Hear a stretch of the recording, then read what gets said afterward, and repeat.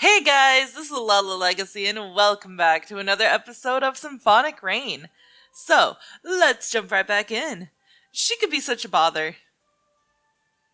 She made it appear she didn't need anything at all, but then demanded all sorts of things from you. The moment I picked up Phorni and put her on my shoulder, pretending to be scratching my head, someone suddenly called out to me from behind. Chris, good evening. Yeah! Phorni was about to fall due to the speed at which I turned around. I swiftly raised my arm to resettle her on my shoulder, pretending to be adjusting my clothes. Jeez, don't turn around so suddenly! Excuse me. Seeing as you came for dinner again, I assume it was to your liking last time. Oh, could it be? Good evening, Fal. I suppose you're right about that.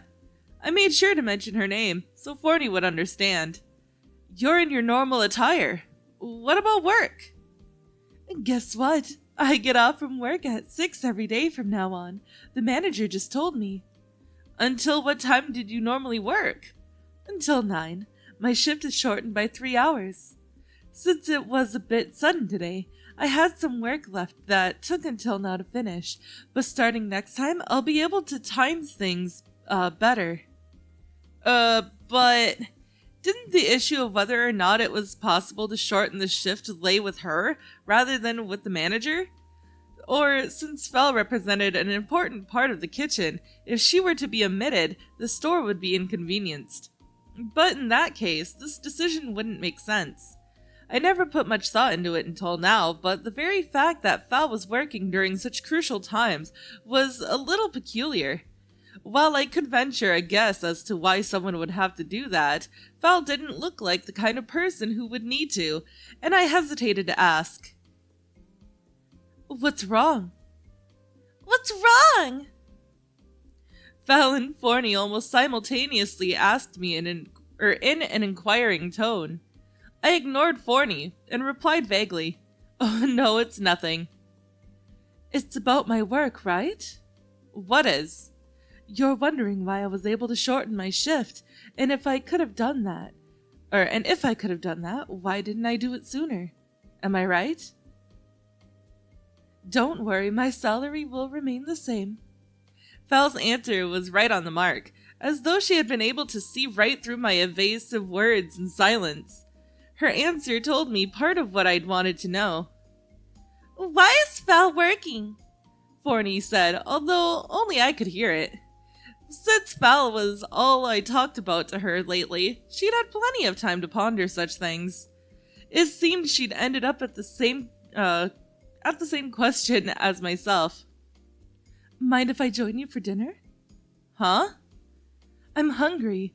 I have things to talk about, and this is a table for two, or were you waiting for someone? No, I wasn't. Go ahead. My ear was suddenly pulled, reminding me of the objective that I brought Phorni here for. Very well. Then, hold on a sec. I expected her to take a seat, but Fal left only that and... okay, never mind. I was thinking about it weirdly. Anyways, I expected her to take a seat, but Fal left only that and disappeared back into the kitchen. Was she planning on making her own meal? Hey! What's up? She's kind of pretty. I suppose so. You seem happy. I suppose so. So that's why you're practicing with her until late every day? Of course not. Oh, really? Be quiet, she's back. Ending our low-voiced exchange with that, I shifted my gaze back to Fal, acting as though nothing was out of the ordinary. There's no need for me to be quiet, though. Sorry about the wait. You went into the kitchen? Yes, I ordered something directly. It's kind of awkward to wait for someone to come and take my order, and it'll be done sooner this way. Oh, I see. I suppose you wouldn't actually make your own food. Well, yeah. I finally get the chance to have dinner with you after all. Gah! Phorni furrowed her brow and grumbled at seeing Fal's cheeks redden. She was probably concerned about Ari. So, what did you order? Pasta. What about you? I ordered the same as last time. Ah, so you liked that? Yeah, I suppose. You seem to be hitting it off well. She was right about that. Fal was blushing, telling me that she was glad she could have dinner with me, and I had ordered the same lasagna she had treated me to before. It was supposed to be just a random choice, though. But it was true that I liked it, so I decided not to correct anyone, and avoided Phorni's gaze. It'll be right over. It was almost done baking when I checked. I see. I shot an uninspired response, perhaps overly conscious of Phorni sitting next to me. I spent the time waiting for my meal, trying my best not to show too much bluntness in my behavior. We weren't able to talk much in the end. I guess not. By the time Fal's order had arrived, the trattoria was already packed, rendering us unable to have a relaxed meal. She struck up conversation again underneath an awning in an alley a little ways from the store, where we had sought shelter from the rain. But I'm glad I'll be able to dedicate more time to practice now, Fal brightly said all of a sudden. Huh? Oh, you're right. I know we're free tomorrow, but are you going to practice? Well, I was planning to on and off. On and off, huh? Are you sure that's enough? Wait a minute! Chris is working hard on Sundays as well, you know. Then again, he normally doesn't do anything at all after coming home. Ow! I flicked Phorni's forehead while pretending to be wiping raindrops from my shoulder. It sounded somewhat like she was standing up for me, but Fal couldn't hear her anyways. Besides, I was pretty sure Fal only said that out of concern. Well, something like that. In that case, want to practice together tomorrow? Despite it being a day off? Yeah, and there's still the thing I couldn't talk to you about during dinner. But I'm kind of apprehensive about going to school on a free day. I wasn't opposed to practicing of itself, so I meant that as more of a joke. Then would you be okay with it at some other place? Huh? That's what you're saying, right? I guess. Then won't you come to my apartment? Your apartment? I wouldn't want to intrude. Then I guess the only option left would be yours. Huh? You won't have to bother transporting your foretell, and in your area, people aren't opposed to loud music during the day, right? Well, you have a point, but... Perfect. What? Wait a minute now. Is there a problem somewhere? I have to clean my apartment. I love cleaning. Maybe you don't feel like practicing? I didn't say that. So you want to have a proper practice session, but you don't want to go to school and my apartment is out. Hey! Furthermore, the instrument is already at your apartment and we won't have to worry about the neighbors there. It sounds like you're being coaxed into doing what she wants. I'm perfectly aware of that. So, what exactly is the problem here? Uh-oh, her next line will seal the deal, you know. I'm aware of that too. Are you saying you don't want to practice with me? Oh boy, that settled it. That's not it. Then what? Okay, fine. There was no way I could tell her that I didn't want to practice with her now. Sure, I enjoyed performing with her. But on Sunday... Ari's letter arrives on Sunday. Right. Ari's letter would arrive. A letter that would worry about me being unable to find a partner. But would teaming up with Torta, like Ari pushed me to, really be the conclusion she wished for? The only thing I'd been able to sense throughout the letters up until now was that the distance between Ari and I had grown. Was it this? Or was it Torta that I wanted so badly to avert my eyes from? Okay, fine. I had answered before I realized it. Really? Great. All I wanted now was to shake off this hesitation and fully focus on the coming graduation recital. I lightly nodded to Phorni, then began talking about tomorrow with Fal. Then I'll come over tomorrow afternoon, okay? Sure. Sorry I can't accept you in the morning. As long as we keep at it until nightfall, we'll have plenty of time, even if we start at noon. That's a little... Just kidding. It's a day off after all, so we can take it easy. I'm glad to hear that. Yeah, so is it okay if we meet in front of, Corpere? Since it'll be lunchtime then, how about having lunch there first? Let's decide on that tomorrow. Oh, well, either way is fine with me. Okay then, see you tomorrow. See you. Leaving a pleasant smile, Val walked off into the rain. I watched her leave, then started to walk home until Phorni stopped me by pulling my hair.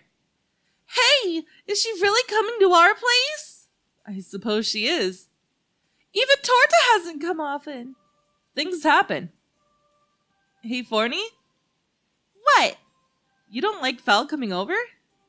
I wouldn't go that far. Why do you ask? When I thought about it, I realized that apartment isn't just my own. Stupid! Isn't the rent being paid for by your parents? I'm just a freeloader living there of my own accord. You can do whatever you want. What are you getting all flustered about? This isn't just about rent, is it? Sure it's not, but... wait, Chris! What are you trying to say? Nothing, I was just asking.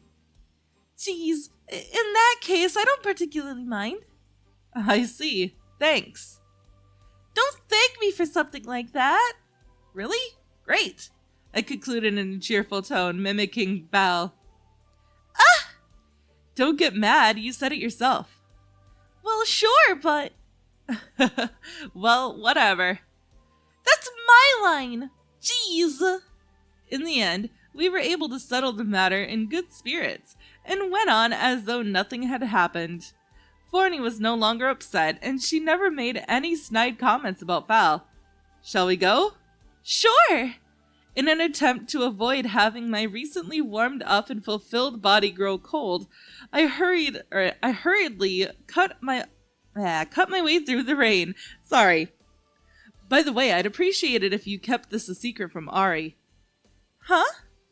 Phorni seemed a bit surprised at the final words I spoke to her on the trek home.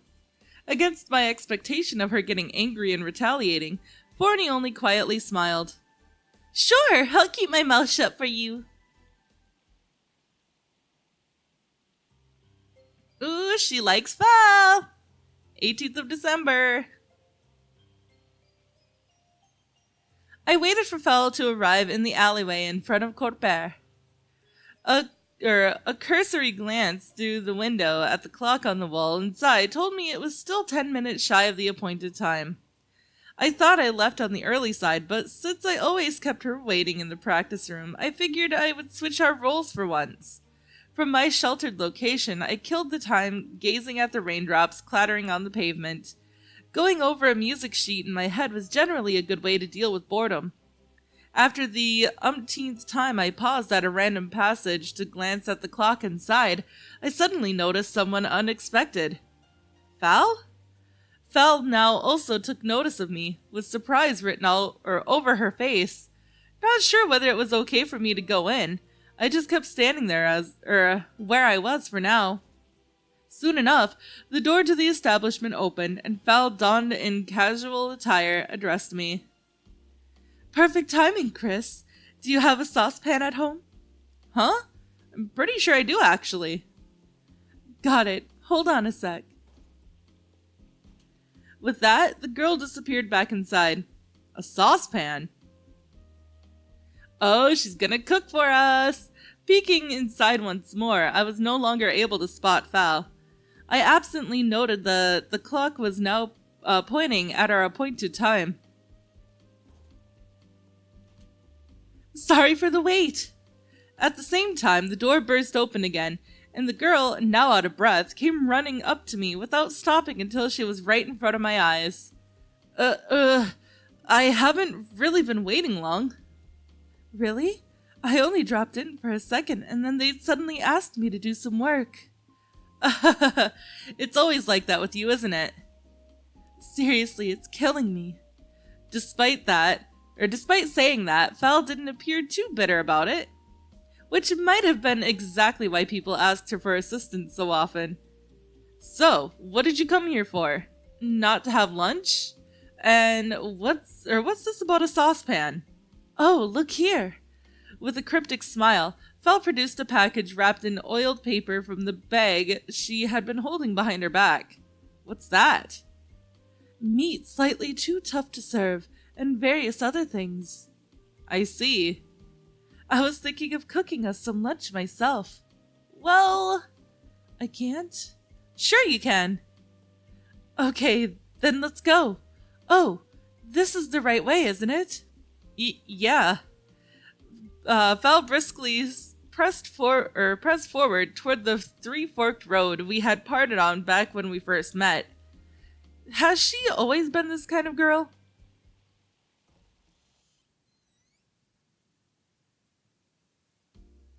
Thanks for having me. I'm home.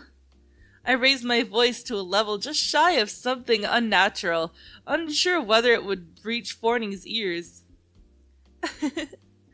Val laughed lightly at that. It's a habit, don't mind it. Okay then. I handed the bemused girl a towel laying next to the front door. I then took the second towel Phorni had tactfully prepared for us and dried my hair with it. Thanks. Val did the same, after which she began surveying my room with wonder. Wow. What? It's so neat. I was fully prepared to have to clean this place up first. Well, kind of disappointing, honestly. But oh well, are you hungry? Somewhat, I guess. I had a habit of skipping breakfast, and with the possibility of having lunch out in mind, I had gone out on an empty stomach. Mind if I borrow your kitchen? Are you really going to cook lunch? It's a routine for me, don't worry. It's not that I'm worried, or it's not what I'm worried about, of course. Never mind. Is the saucepan inside one of the lower cupboards? Yeah, probably. What about ingredients? Didn't you notice what I brought with me? She tapped on the bag lying on the table next to her. Looking closely, it seemed there was a lot more stuff inside, as it was bulging out at all sides. I see. Giving up on saying anything more for now, I decided to just watch her quietly. Well, in any case, it was guaranteed to taste good this way. I was a little worried about that slightly tough meat that she mentioned, but if Val thought it was still okay, it probably was. Quite the situation you have here. Phorni, who had been watching on in silence, finally opened her mouth. I walked up to the windowsill, located far away from the kitchen, and spoke to her in a subdued voice. Apparently she's going to make me lunch. Apparently? As if you had no say in it. She was pretty forceful about it. I had no chance to refuse. I know that. While deciding to just wait for Val to finish was fine and all, I wanted to at least have something to do in the meantime, so I decided to clean the table up a bit. I had already tidied up everything within eyesight last night and this morning, so it wasn't much of a chore. Since my offer to help was refused, I ended up spending my time idly. I tried communicating with Phorni, now situated on top of the table, by only nodding or shaking my head. When will you start practicing? She would ask me with slight cynicism, and it's starting to smell really good, she would say in a cheerful tone, and I would try to answer her each time before I realized it nearly an hour had passed.